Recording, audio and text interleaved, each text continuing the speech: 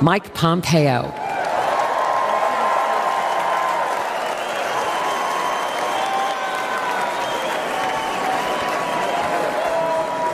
Good evening. Good evening, my fellow Americans. It's great to be with you. A special shout out to Kansas over there, my good friends from Kansas. You know, I had the incredible privilege to serve as President Trump's CIA director and Secretary of State. It was my greatest honor to work with him every single day to serve you, the American people. Now you all are paying attention, so you know what the Trump administration achieved, but it's worth going through a few of these accomplishments. Let's start with this. There were no new American wars.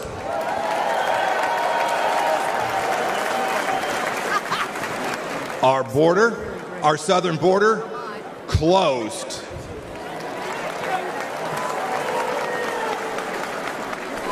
It may seem like a long time ago, but when we took office, there were people's heads being cut off at the beaches.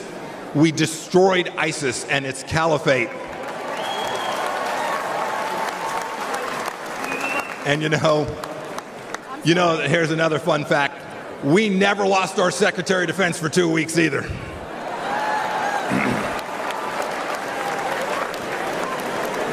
You'll remember, for those 4 years, the evil of Vladimir Putin was held at bay. When we walked out, January of 2021, the Iranian regime was afraid, and the people of Israel were strong and secure, and we treated them like the friend and ally that they need to be. Everywhere we went, religious freedom was protected. We held 3 summits in North Korea, and North Korea was quieted. We'd begun an honorable exit from Afghanistan. And not a single Chinese spy balloon flew across the United States of America. 4 years. Had I been the Secretary of State and a Chinese spy balloon flew across our country, I would have been the former Secretary of State, and rightfully so. You know, under President Trump, the Chinese Communist Party, which to this day presents the greatest threat to our nation from outside of our country, we confronted it like never before.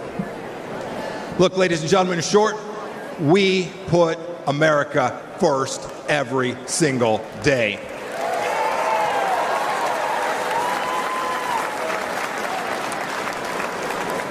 "42 months on, what has Joe Biden and Kamala Harris done? And their leftist handles, what have they delivered to us for security and prosperity? Almost nothing. Let's start with this. You saw some of them last night. 13 new Gold Star families from Afghanistan. As an Army veteran, I want to speak to everybody who served in Afghanistan. I'm disgusted by the Biden administration's incompetent pullout from that country.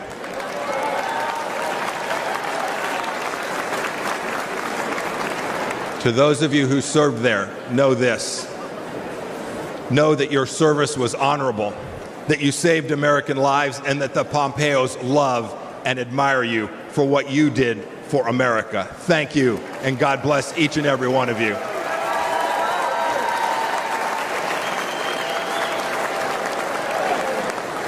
Every one of you has served in uniform, and the families of those, you deserve a president who will not check his watch while he is honoring our fallen brothers and sisters. It was indecent. And of course, it was that very weakness we saw in Afghanistan that prompted Putin's butchery in Ukraine.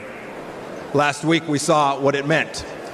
A children's hospital bombed, innocents killed. It did not have to be. And now, of course, a second war in Gaza. President Biden won't even talk about the fact that Americans are still being held there by the Iranian regime. Contrast that with what we did when Americans were wrongfully held.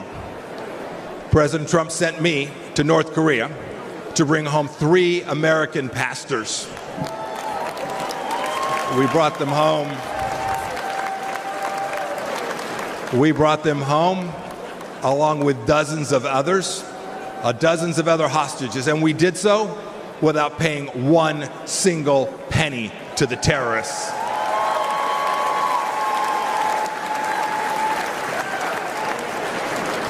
And what about Iran today?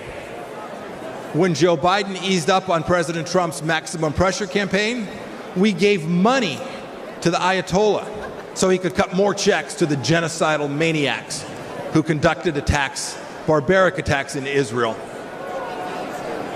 And now, of course, closer to home, a massive national security challenge. Our southern border is a welcome mat. It's a welcome mat for Islamist terrorists, drug dealers, Chinese spies, and violent criminals. Ladies and gentlemen, President Biden sold out our citizens and our security and our sovereignty, and we need to get it back, and I am confident that we will get it back.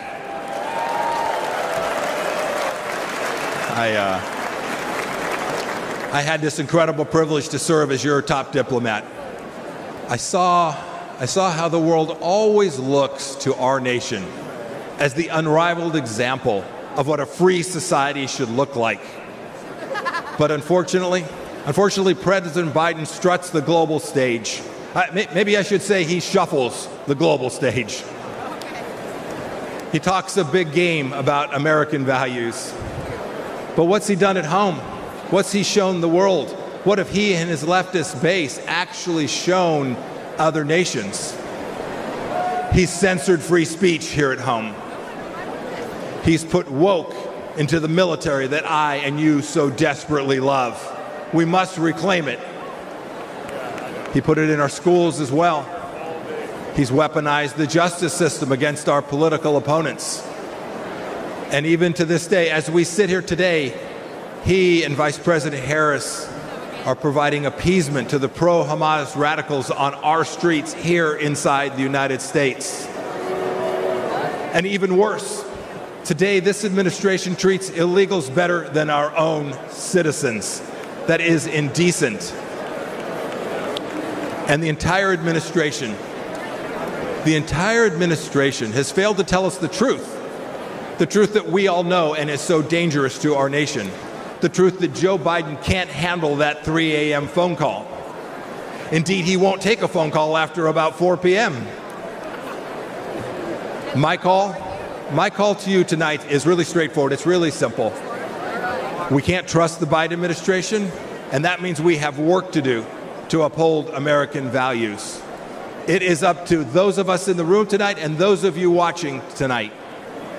Donald Trump will every day, I saw it firsthand, he will put America first. So let's do what's right and what's important. Let's elect a president who isn't ashamed of our nation and will never apologize for our country. And when we do, we will put a strong America First leader back in the White House. We'll re-elect Donald J. Trump, and we will make America special, exceptional, and of course, great again. Thank you. God bless you. God bless our veterans and the United States of America. Thank you all. Thank you so much.